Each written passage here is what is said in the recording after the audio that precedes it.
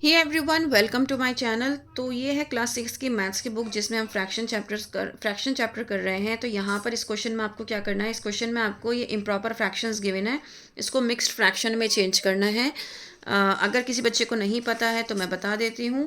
पहला क्वेश्चन है 5/3, इसको मिक्स्ड फ्रैक्शन में हम कैसे चेंज करेंगे। जो न्यूमरेटर में नंबर होता है उसको अंदर रखना होता है, डिनोमिनेटर में जो नंबर होता है उसको बाहर रखना होता है। सो 3 टाइम्स 1 इज़ 3, माइनस करोगे तो 2 रह जाएगा। तो अब आपका आंसर क्या होगा।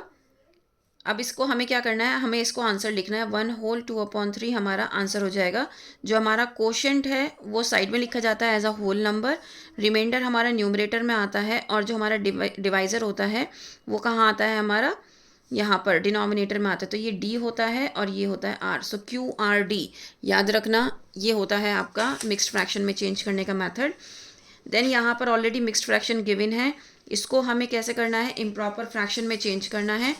तो 2/3/5 आपका क्वेश्चन है, इसको आपको इम्प्रॉपर फ्रैक्शन में चेंज करना है। इन दोनों को पहले क्या करना है आपको, मल्टीप्लाई। तो 5 2 जा 10, 10 + 3 13, तो 13/5 क्या हो गया, आंसर हो गया। इस तरीके से ही आपको क्वेश्चन सॉल्व करने हैं। नेक्स्ट है fill in the boxes and complete the equivalent fraction. मैं आपको एक एक करके दिखाऊंगी, next rest of the questions आपको करने हैं। बट कैसे करने हैं, इक्विवेलेंट फ्रैक्शन का मतलब होता है जब मैं न्यूमरेटर से किसी नंबर की मल्टीप्लाई कर रही हूँ तो सेम नंबर से मुझे डिनोमिनेटर की भी मल्टीप्लाई करनी है। तो ये क्वेश्चन मैं यहाँ पर लिख लेती हूँ।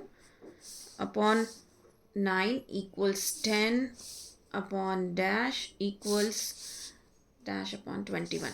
तो ये मेरे पास क्वेश्चन है। तो बेसिकली मुझे कैसे चेक करना है, हर बार मुझे क्वेश्चन से ही चेक करना है, इस बात का ध्यान रखना। बच्चे क्या मिस्टेक करते हैं, ये वाला आंसर निकाल लिया, जैसे मैंने 3 3 जा 9, तो ये 2 3 जा 6 हो गया, तो ये आंसर आ गया। फिर इससे इस क्वेश्चन को निकालते हैं, है ना, फर्दर क्वेश्चन को इससे निकालते हैं, जो कि गलत मेथड है। आपको क्या करना है, जो ऑलरेडी क्वेश्चन आपके पास गिवन है उसी से आपको बाकी के भी आंसर्स निकालने हैं।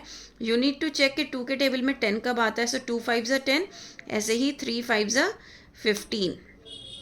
नाउ 21 गिवन है, तो मुझे देखना पड़ेगा 3 के टेबल में 21 7 टाइम्स आता है, तो 2 टाइम्स 7 क्या हो गया, 14।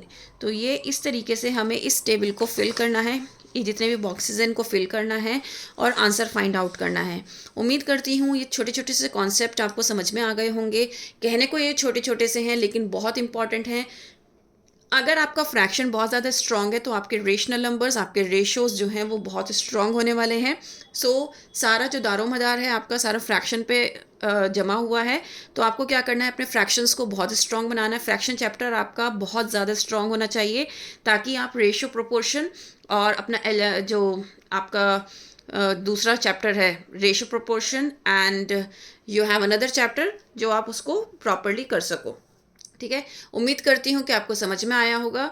If yes, please like share and subscribe. That's all, thank you.